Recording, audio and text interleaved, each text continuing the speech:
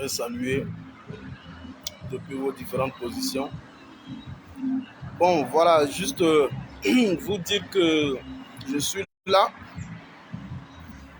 mais un peu en mouvement. Effectivement, je suis là, mais je suis un peu en mouvement. C'est pourquoi d'ailleurs, vous ne me voyez pas faire donc de vidéos. Je ne le fais pas sciemment, mais je suis là, mais je suis un peu en mouvement. Je suis un peu en déplacement, je suis très loin de ma zone de confort. Je suis très loin de ma zone de confort, donc je ne peux pas trop faire de vidéos. Sinon, je suis là. Je suis avec beaucoup d'intérêt l'évolution de la situation, surtout au niveau du Mali. Je voudrais également saluer tous ceux qui font des communications. Je peux vous montrer où je suis, mais ce n'est pas trop intéressant. Je suis très loin de ma zone de confort. Bien, Nguessan, Siméon, Kofi, soyez salués. Je suis un peu très loin de ma zone de confort, donc c'est pour un petit bout de temps, je serai un peu absent.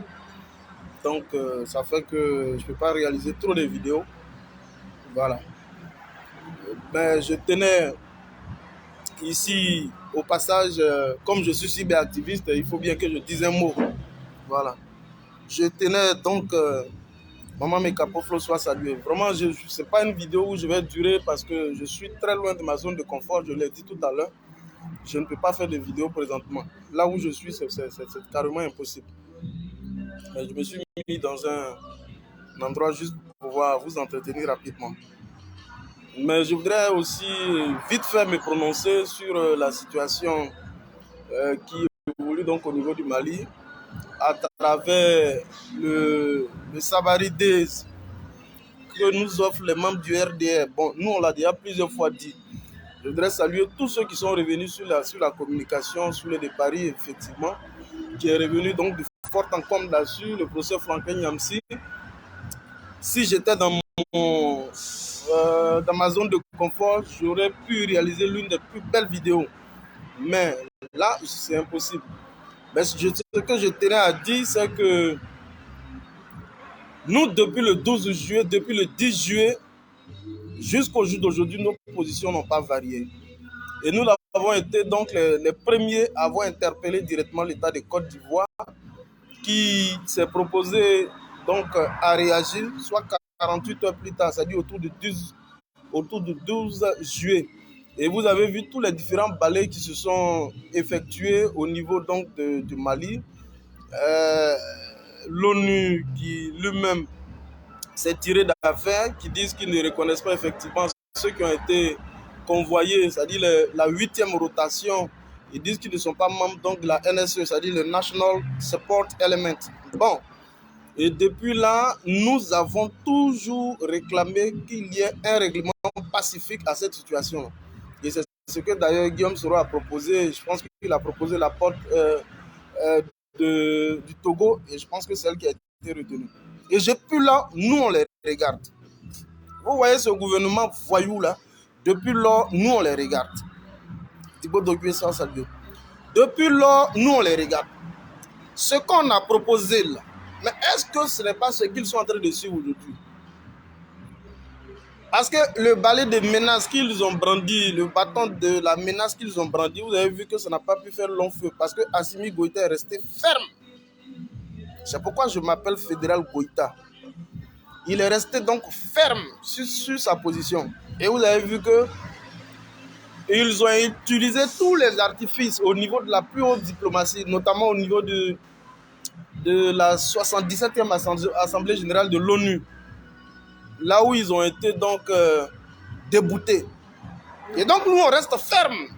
Le Mali reste ferme sur sa position. Au jour d'aujourd'hui, ces photocopies qu'on pousse par la nuque et c'est lui qu'on envoie au niveau du Mali pour engager donc un dialogue. Mais c'est ce que nous, on disait depuis belle durée.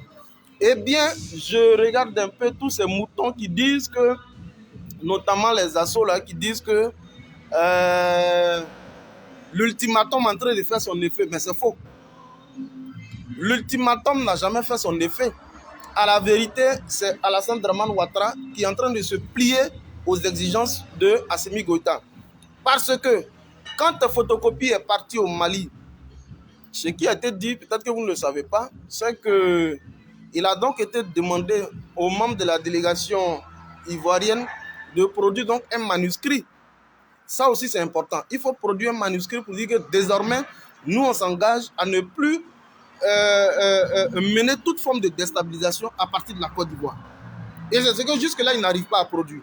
Il faut produire un manuscrit. Le tout, ce n'est pas de venir qu'on cause et puis après vous repartez. Non. Il faut produire un manuscrit qui sera donc archivé. Et à partir de ce moment-là, on peut faire de ça donc un moyen de ce qu'on appelle la jurisprudence. Mais tant que ce n'est pas fait, bon voilà.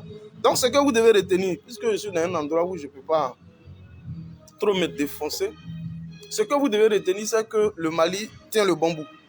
Et donc, Alassane Dramane Ouattara,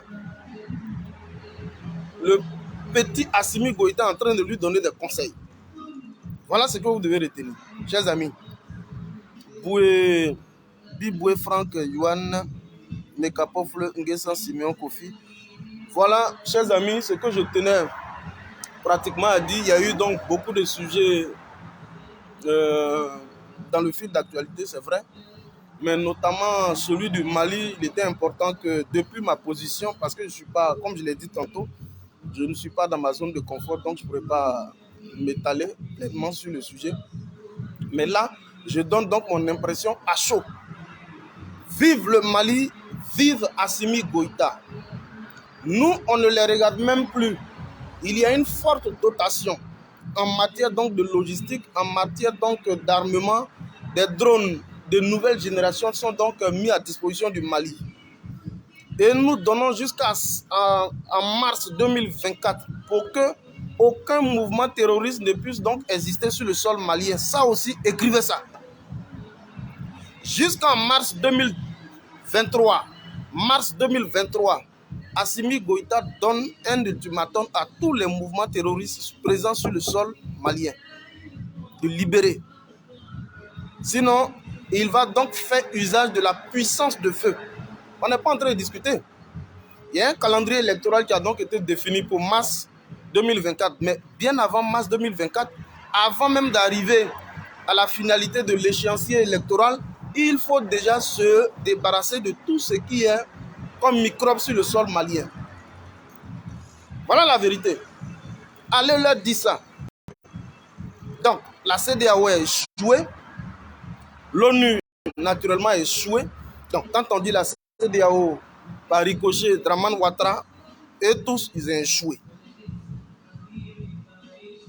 Voilà la vérité. Donc, je tenais à vous le dire de vive voix. Je suis là. Il y en a qui m'ont